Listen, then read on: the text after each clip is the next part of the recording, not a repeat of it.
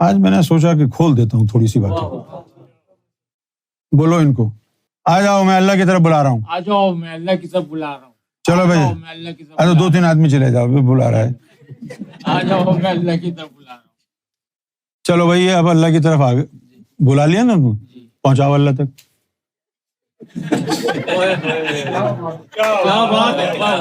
پہنچاؤ. سمجھ میں آئی ہے بات؟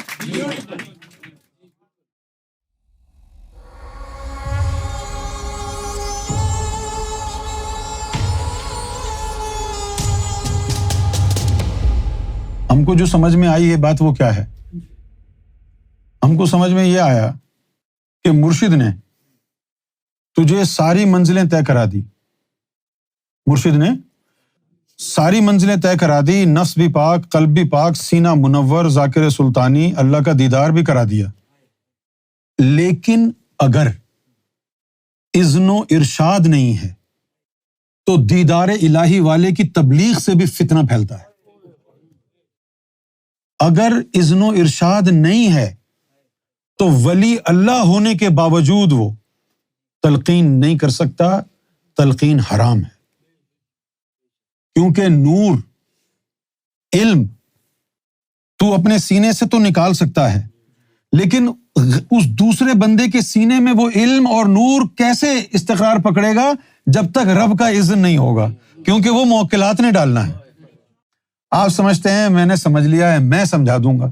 تو سمجھا بھی دے گا تو دماغ کو سینے میں کون اتارے گا اس علم کو بغیر اذن کے؟ بھائی تو بہت ہی قابل ہے اور یہ ناکارہ ہے, لیکن اس کو رب کا اذن ہے تو تیری قابلیت زیرو. یہ جاہل ہو کر بھی صرف لوگوں کو دیکھے گا, ان کے سینے منور ہو جائیں گے, کیونکہ اس کے پاس اذن ہے نا. اور بغیر اذن کے تو اللہ نے اپنے محبوب کو نہیں بھیجا. کیا کہا قرآن مجید میں؟ کہ ہم نے تم میں سے ہی ایک رسول مبعوث کیا, ٹھیک ہے نا. اور پھر اس کے بارے میں کیا بتائی بات؟ کہ وہ تم کو رب کی طرف بلا رہا ہے, اور رب کی طرف بلانے میں اس کے پاس رب کا اذن ہے. دیکھو اب یہ سورۃ الاحزاب کی آیت ہے, یا ایھا النبی, اے پیارے نبی, انا ارسلناک. اچھا یہ بھی بتا رہا ہے کہ میں نے بھیجا ہے, ہم کو تو کسی نے نہیں بھیجا.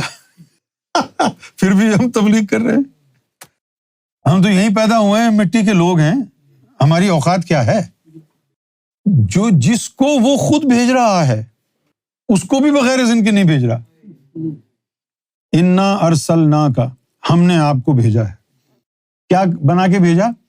شاہد و مبشر. اب دیکھیں وہ وہابی کیا کہتے ہیں, آپ حاضر و ناظر نہیں ہیں. اللہ تعالیٰ کہتا ہے کہ ہم نے آپ کو حاضر و ناظر بنا کے بھیجا ہے. اب ان مسلمانوں سے کیا کوئی مغز خوری کرے یار, جو قرآن کی بات نہیں مان رہے, اب ان کو اور کیا کوئی سمجھا سکتا ہے؟ یہ تو قرآن شریف کہہ رہا ہے. اور پھر یہ جو لوگ حضور کی شان میں ان کی حقیقتوں کو نہیں مانتے, اللہ تعالیٰ ان سے بیزار ہو کے ان کے دلوں پر مہر لگا دیتا ہے. جن کے یہ عقائد ہوں کہ حضور حاضر و ناظر نہیں ہیں, نور نہیں ہے, ہماری تمہاری طرح انسان ہے, آپ کی اولاد ہو اور آپ نور والے ہوں تو آپ کی جانی دشمن بن جائیں گے. آپ کی بیوی ہو اور آپ مومن ہو, اس بات کے اوپر کہ بھئی یہ جو ہے رسول اللہ کو حاضر و ناظر مانتا ہے, آپ کی دشمن بن جائے گی. اس کو بتاؤ, دیکھو قرآن میں لکھا ہے انا ارسلناک شاہدا ومبشرا ونذیرا, ہم نے آپ کو ناظر. شاہد کا کیا مطلب ہے؟ عربی زبان میں جس طرح ہم جو ٹی وی دیکھتے ہیں لوگ تو ان کو کیا کہتے ہیں؟ ناظرین. کیا بولتے ہیں؟ جو ریڈیو سنتے ہیں ان کو کیا بولتے ہیں؟ سامعین. دیکھنے والوں کو ناظرین. یہ ہم اپنی اردو میں بولتے ہیں ناظرین, لیکن عربی زبان میں ناظرین کو کہتے ہیں شاہدین, دیکھنے والے. جس طرح کورٹس میں ایک لفظ استعمال ہوتا ہے عینی شاہد. عینی کا کیا مطلب ہے؟ عین سے نکلا ہے. عین کا مطلب ہے آنکھ. عینی شاہد جس نے آنکھ سے دیکھا ہو. تو کیا ہوا؟ انا ارسلناک شاہد، یا رسول اللہ ہم نے آپ کو اپنی امت کو آنکھ سے دیکھنے والا بنا کر بھیجا۔ اب یہ آنکھ سے دیکھنے والا بنا کے بھیجنے کا کیا مطلب ہے؟ آپ سب اپنی آنکھوں سے ہی دیکھتے ہو، آپ میں سے کوئی ٹانگوں سے بھی دیکھ رہا ہے؟ ہیں؟ تم دیکھتے ہو ٹانگوں سے؟ اچھا بھائی، جب تک آپ زندہ ہو تب تک تو آنکھوں سے دیکھو گے۔ حضور نے تو 23 سال بعد پردہ فرما لینا تھا نا، تو وہ تو وقت گزر گیا نا 23 سال کا، ہے نا؟ تو اگر یہ بات نہ کہی جاتی شاہد والی، تو ہر آدمی شاہد ہے جب تک زندہ ہے یہاں اس دنیا میں۔ لیکن رسول اللہ کے لیے تو اللہ نے یہ لفظ استعمال کیا کہ جانے کے بعد بھی آنکھ سے دیکھ رہے ہیں مصطفیٰ، اس دنیا سے جانے کے بعد بھی کیسے دیکھ رہے ہیں؟ آنکھ سے دیکھنے والا بنا کے بھیجا ہے۔ چلے جائیں پھر بھی مصطفیٰ اپنی امت کو آنکھ سے دیکھ رہے ہیں، ناظر ہے۔ اب آپ مجھے بتائیے، آپ مجھے دیکھ سکتے ہیں؟ میں نظر آ رہا ہوں؟ اگر آپ یہاں نہیں ہوں گے تو کیا میں نظر آؤں گا آپ کو؟ تو ناظر کا مطلب خود بخود پہلے حاضر ہے، نہیں ہوں گے تو نظر کیسے آئے گا؟ ناظر کا مطلب ہے پہلے حاضر ہیں بعد میں ناظر ہیں۔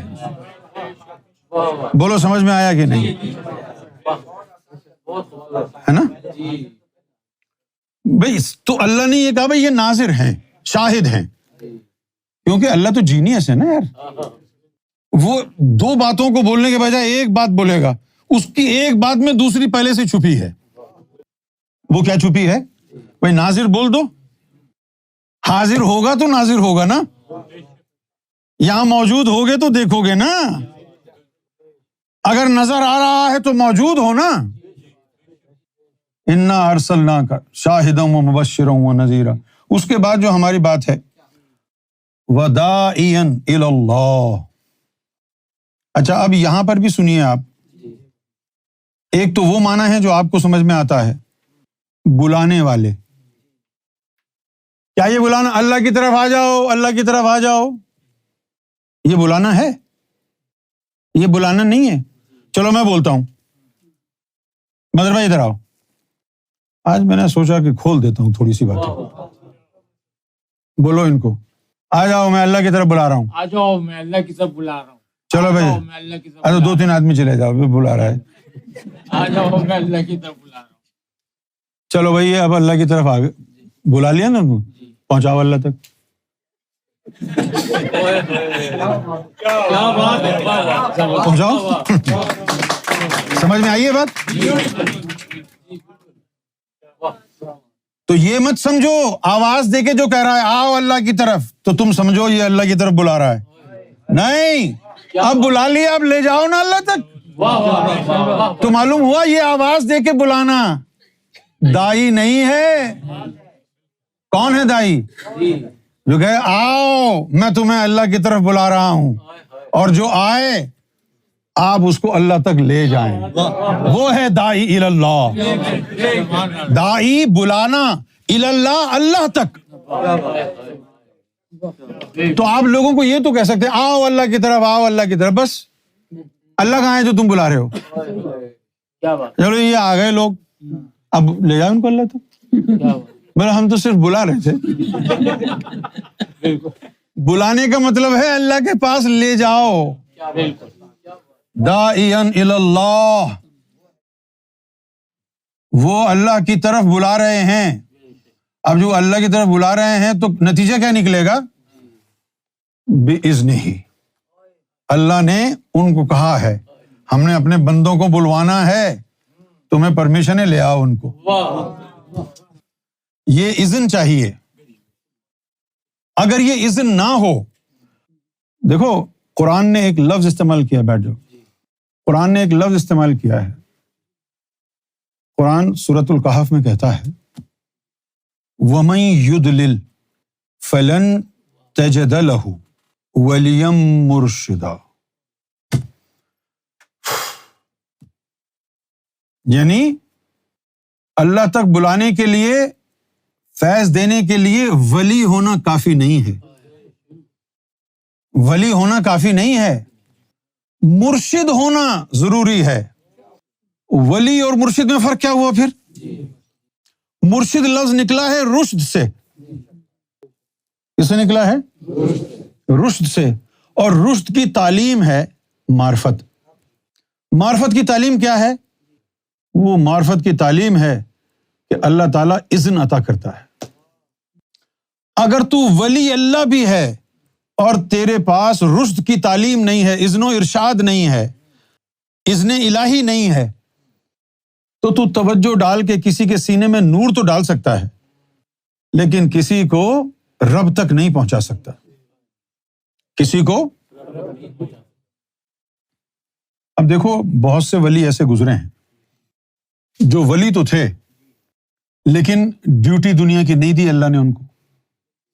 اب اگر ان کو دنیا کی ڈیوٹی پہ نہیں بٹھایا، جب ان کو دنیا کی ڈیوٹی پہ بٹھایا ہی نہیں اس نے، تو کیا ان کو معرفت کا علم دیا ہوگا؟ معرفت کا علم اللہ کی ذات کے لیے نہیں ہے. معرفت کا علم انسانوں کو اللہ سے ملانے کا علم ہے. اس کو رشد کی تعلیم کہتے ہیں، اس کو اذن کی تعلیم کہتے ہیں.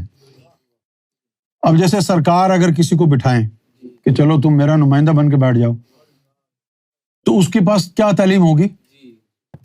اس کے پاس تعلیم یہ ہوگی کہ وہ تو قابل ہو یا نہ ہو، وہ روحانی توجہ سے تیرے قلب کو اپنے قلب سے جوڑ لے گا. اور وہ جڑے گا کیسے؟ کیونکہ سرکار کا اذن ہے.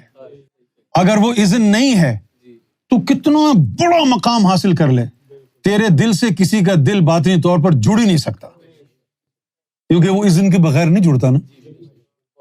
اگر اذن گوہر شاہی ہوگا تو گدھے کو بھی بٹھا دیں گے نا وہ، کیونکہ بات تیری اور میری نہیں ہے، بات سرکار گوہر شاہی کی نظر کی، بات سرکار گوہر شاہی کی عطا کی ہے.